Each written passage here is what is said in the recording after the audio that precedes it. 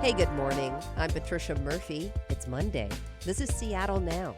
It's not your average Monday when an orca swims right up next to you. That's what happened at the Ballard Locks last week. If you want to keep up on orca activity, there's a WhatsApp group that alerts you about local sightings. We'll hear from the group's organizer in a minute, but first, let's get you caught up.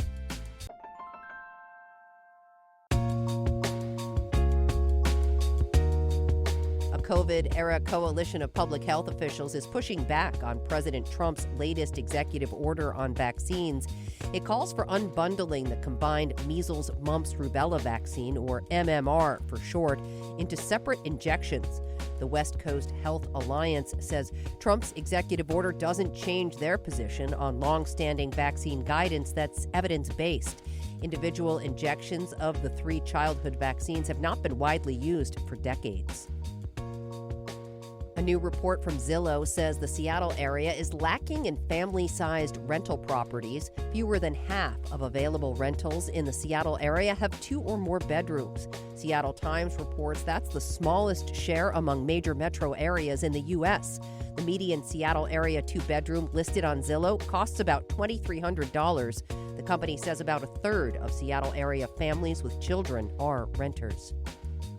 And an update on a recent Seattle Now story, a public memorial service for Paul Dorpat, the Seattle historian known for writing the Now and Then feature in the Seattle Times, is planned for this month. Friends and collaborators of Dorpat's will be hosting the memorial at Mohi on August 30th. It's free and open to the public. The service will feature photos from Dorpat's vast collection. He died at age 87 in May. We're back with more headlines on tonight's episode of Seattle Now. People were freaking out at the Ballard Locks last week. Here we go. Oh my God! Oh my God! 4 or 5 orcas made an appearance in Salmon Bay on Monday and surprised anyone who happened to be nearby. Some people's phones got an alert through a wildlife WhatsApp group that the orcas were cruising close to town. The group keeps an eye out on the whale's location and notifies members about where they can see them from land. Kirsty Moole is a field biologist and director of the WhatsApp group Salish Wildlife Watch with partner Brittany Philbin. She's here to tell us about how it works and the best way to see orca and other whales from shore. Kirsty, thanks so much for being here. Thank you for having me. So last week was wild. Orcas were literally swimming through the locks. Tell us what happened. Well, we first picked them up off of Whidbey, and they were on the west side, closer to Whidbey shores, and they got closer and closer, and eventually they actually went under the fishing pier at the Edmonds fishing pier. They came around the breakwater and popped up really close to shore, and the breathing and their fins wiggle when they're, 6-foot tall fin, and just wiggling with all the body movement and people screaming. They continued south. They did appear to cut out more.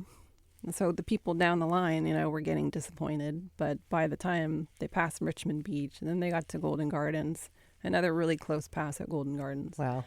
Then they were at Shill Shoal, and I started getting messages. They're going to go into the locks.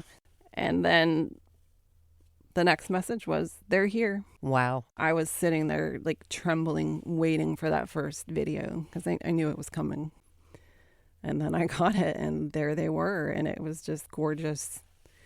So I'm really fascinated with urban wildlife and how they navigate the unique situation that we've put them in with human infrastructure, and to see them going under the railroad trestle and the locks. Wow. Really excited. Yeah, seeing a whale is a very special experience.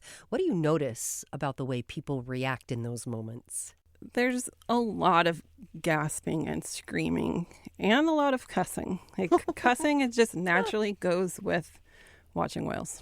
Why do you say that? Because I hear it every time. I actually did it that day too, because we didn't see the male come around the breakwater. And so it was a surprise when he popped up. And so I did my exclamation and just started shaking and took a few pictures of him so I could identify him as an individual, as that's how you start to figure out who's here. It's easier if you start with the males because they're easier to identify because they're bigger.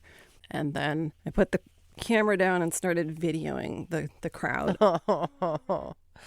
What's been your greatest whale encounter, your greatest orca encounter? So the cookies were a group of whales that had only been seen 1 or 2 times before they came to West Seattle, and they showed up in Elliott Bay, and they were there for weeks, and they would do this tour around Elliott Bay looking for food, and they would come really close, like almost to the rocks along the breakwater along Alki Avenue, and they would do this same route every time they went in there, and it became predictable. And they were so interesting because of the cookie cutter shark marks on them, and it's fascinating to see new whales and wonder what their story is and why are they here. You started the WhatsApp group Salish Wildlife Watch around 2021. Tell me why. We're coming out of, the intense COVID time, and people were working from home more. People are outdoors more. And I notice, when I'm at the beach, who's there and who has, most of the access to being outdoors and who has free time. And I just want to create more opportunities to connect people and get more people outdoors and having access to these moments of awe, because I strongly believe that access to awe is a human right just as much as healthy food and sleeping, and it's something that we need in our lives. I'm trying to be a vehicle for more of that. So let's talk a little bit about how the WhatsApp group works. Once someone sees a whale, what happens next, and how quickly does word spread? Word spreads very quickly. If somebody sees a whale, they message myself or Brittany, so she's my other half here, and they'll message one of us, and we kind of vet it. People aren't sure what they're seeing. A lot of times it can be porpoises, or, if somebody's saying there's a pod of baby orcas, that that's not really what it is. So we make sure that it's true, first of all, and then we post it out as quickly as we can.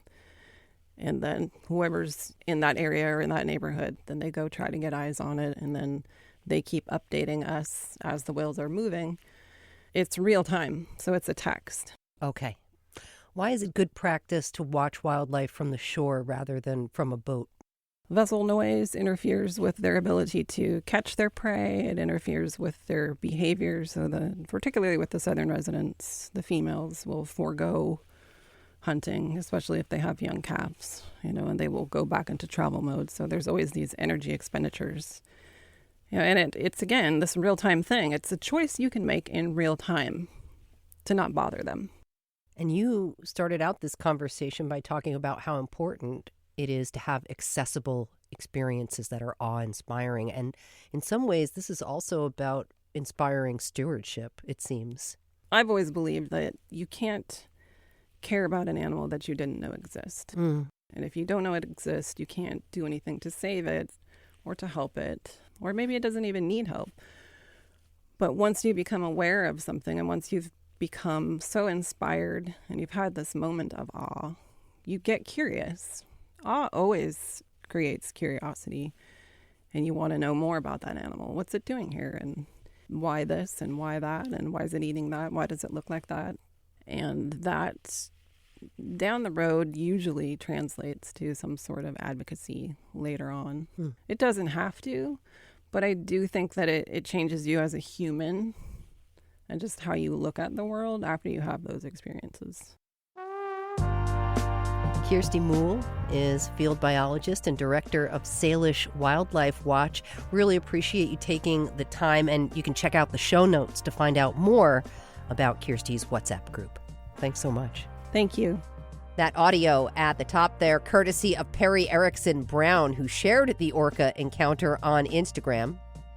Thanks for listening to Seattle Now, and thanks to our generous financial supporters. We really appreciate it. Take a minute, rate and review the show on your podcast app. Today's episode was produced by Jenny Cecil Moore. It was edited by Andy Hurst and Vaughn Jones. Our production team also includes Caroline Chamberlain Gomez, Brooklyn Jamerson Flowers, and Paige Browning. Greg Kramer does our theme music. Seattle Now and KUOW Public Radio are members of the NPR network. I'm Patricia Murphy. Talk to you tonight for Evening Headlines.